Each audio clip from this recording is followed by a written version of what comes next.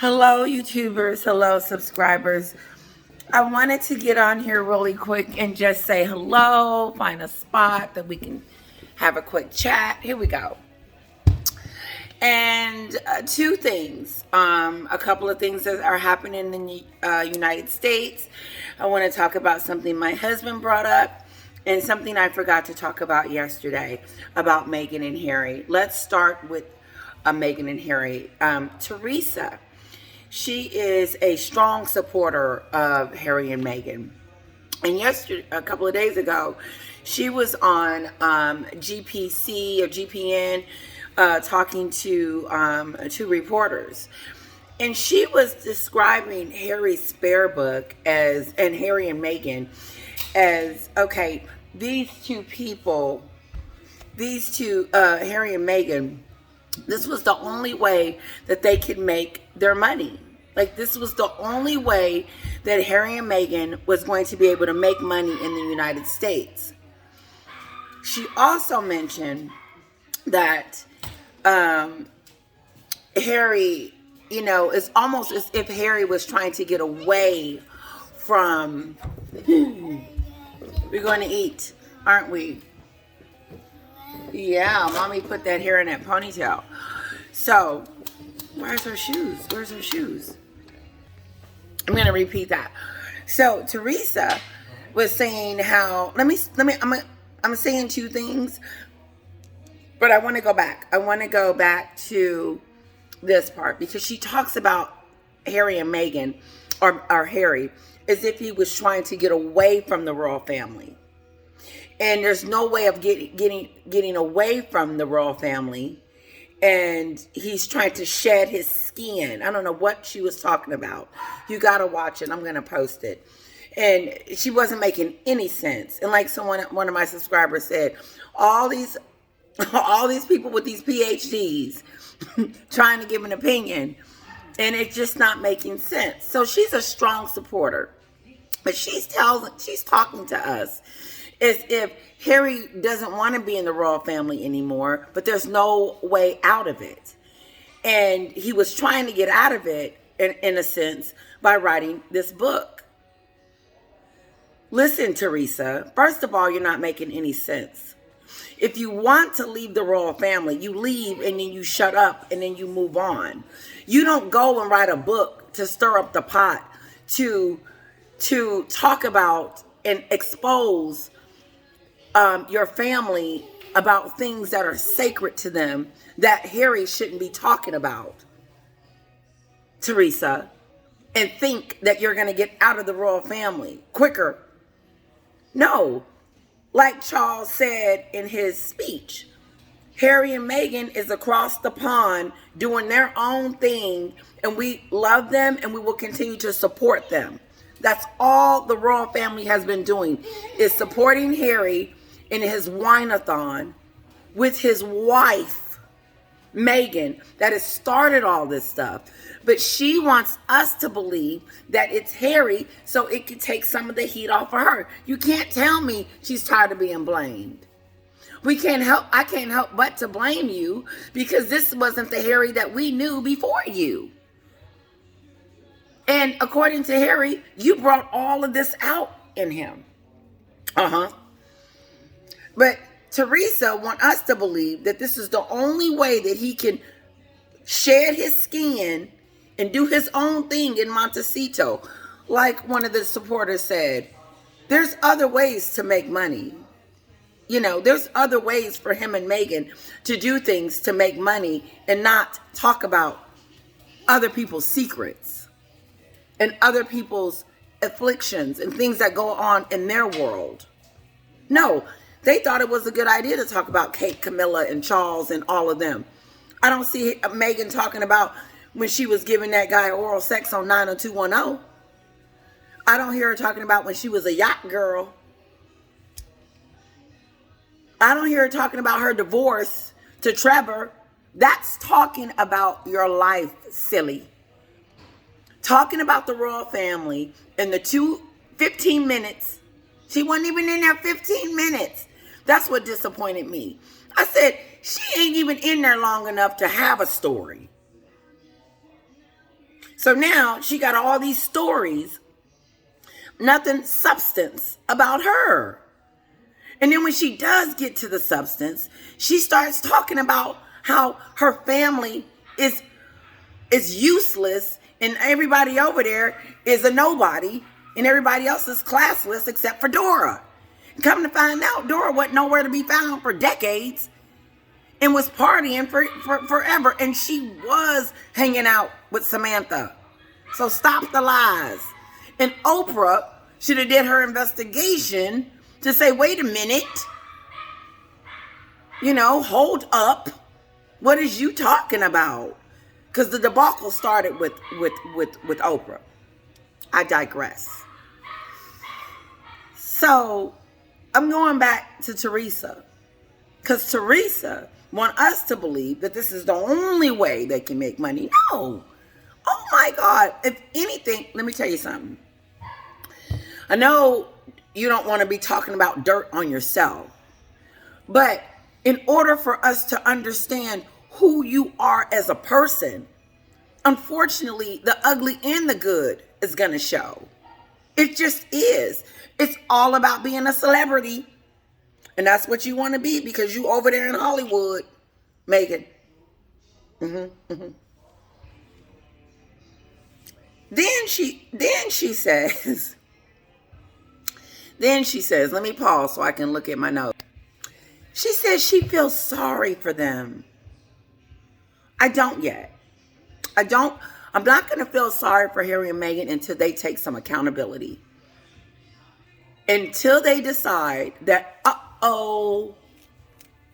maybe some of this is a little bit of me, but no, not when you play the blame game. And so, Teresa, I call foul on your PhD analysis on these two. And you can feel sorry for them all you want to, but I'm not there yet. But until they take accountable for their nastiness, then I don't feel sorry for them because that means that they are going to continue this crusade of trying to make everybody else look bad except for them. But the skeletons are in your closet, Meghan, that you're trying to hide. And they're coming out the woodwork. The curtsy. Every time she make a statement, there's something to contradict that. So no, I don't feel sorry for them. Moving on. Another thing, my husband I love him. He's such a sweetheart. He said that Meghan and Harry is still wanting an apology. I'm insulted. I'm insulted. And I don't even have to be insulted. I'm going to sit it down for a second. I'm tired of holding the phone. I'm insulted. Meghan and Harry, I'm insulted that you would think that you're entitled to an apology from your father for doing, for what? What are they apologizing for first, Teresa? And them, Sussex Squad? What are they apologizing for? Because Charles and William and Catherine and them haven't said zilch, zero. They're quiet. You're doing all the talking. You need to apologize for your fault. Let me tell you why you need to apologize, Harry. If this thing got serious, and Meghan. You need to apologize for talking about them in that book, for trying to ruin your father's coronation, for making your grandmother's last days stressful, for marrying someone and then putting that woman into your family and making them do things for her that they've never done for their own wives, for trying to, you need to apologize for, it's so much. I can sit here all day. And the mere fact that they think that they owe an apology is disgusting. Because once again, they making it about them. And you cannot tell me that they don't want an apology because Harry, the whiner, went on TV and said that this is the only way that we could communicate was through books, docu-series, and all this stupid stuff. No, this is a way of blackmailing your family to let them know that if you guys don't do something, we're going to continue this stupid crusade. But unfortunately, you can't, because your popularity has gone down to the toilet. And no one believes you guys anymore. And South Park ripped you apart and said your wife don't have a soul. And you guys still running around. Who y'all talking to? Meghan's PR. Listen. Either quit or move on if they ain't listening to you guys and say, look, I can't help you. Apologize to the king. Apologize to the world. Apologize to us for making us read about your frostbitten penis. The king, the prince. You know what? Honestly, I would like to think that he is just some kind of god. And now that I don't, because all this stuff, I used to think of Harry as this royalty, this person that had like seriously.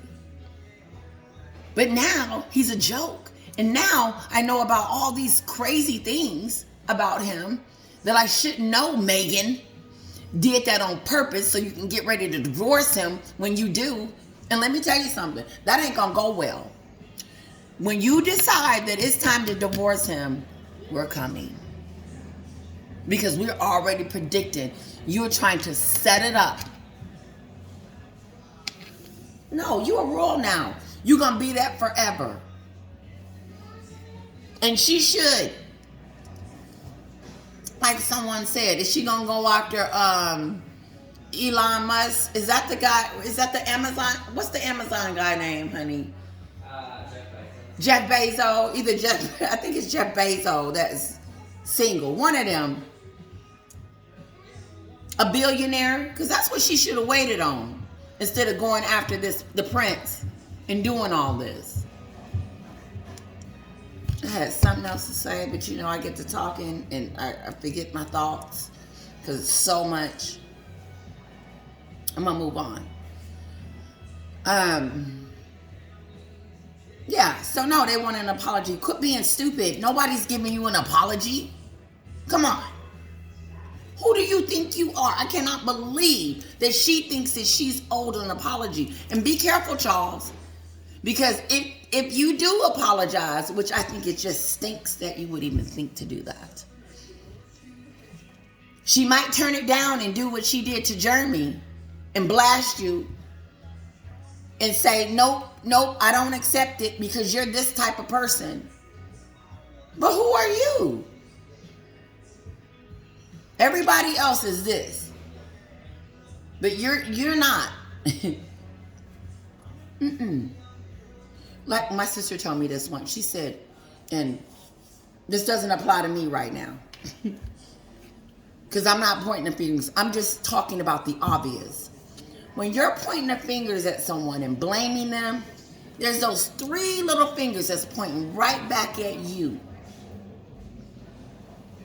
It's just beautiful. That means responsibility starts here. You need to apologize for all this trickery stuff that you guys have done and maybe continuing to do. There's something going on in the news that I want to talk about. That was the Ukraine and the Russia debacle. First of all, Putin is a sick individual. And his own people think that. Who the hell do you think you are that you're going to go in someone else's home and take it? You ain't got nothing else to do? These rich, powerful people ain't got nothing to do but to make everybody else's life miserable, Putin. There's a special place for you somewhere, a special. Because When we leave here, our souls go somewhere. I truly believe that. And for him to be over there bombing and killing innocent people. And not just that, some of his people that are in that are there, that are fighting in behalf of him, don't even want to be there. They don't even want to do that. They're being forced. Some of them. Look it up. We need to help them. They are our allies. We are supposed to support them, Republicans. While you're trying to cut funding as if you're broke. They always trying to take something. Here's the deal. If you're a Christian and you believe in giving, how is this not that? If you got it to do it. If the United States have it to do it, then we do it. But here's the kicker. I believe that this is a bigger war. And I ain't going to talk about that right now. Because I got to get my facts and stories straight. Last thing. CNN did a skit on Donald Trump's bottled water. I haven't seen it yet.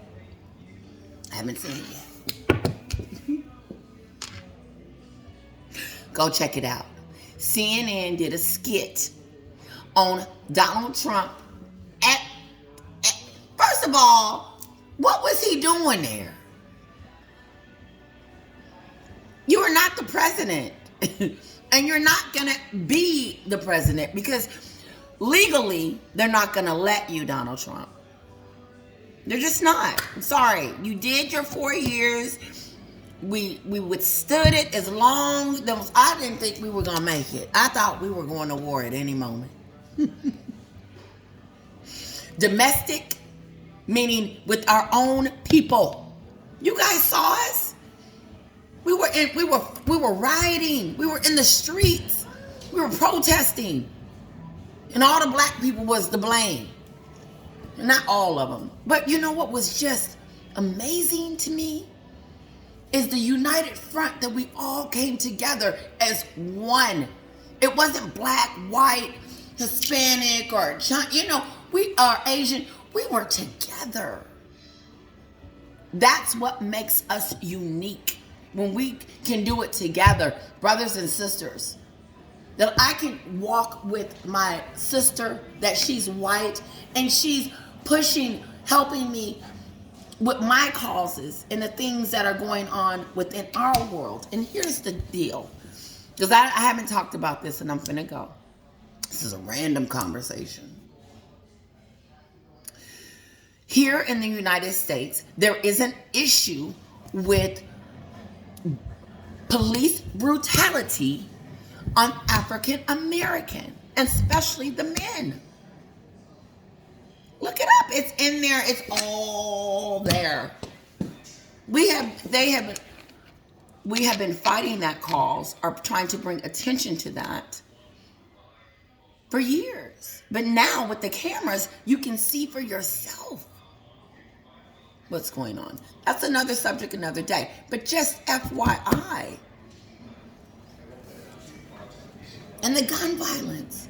Why do we need machine guns that's for war battle in homes?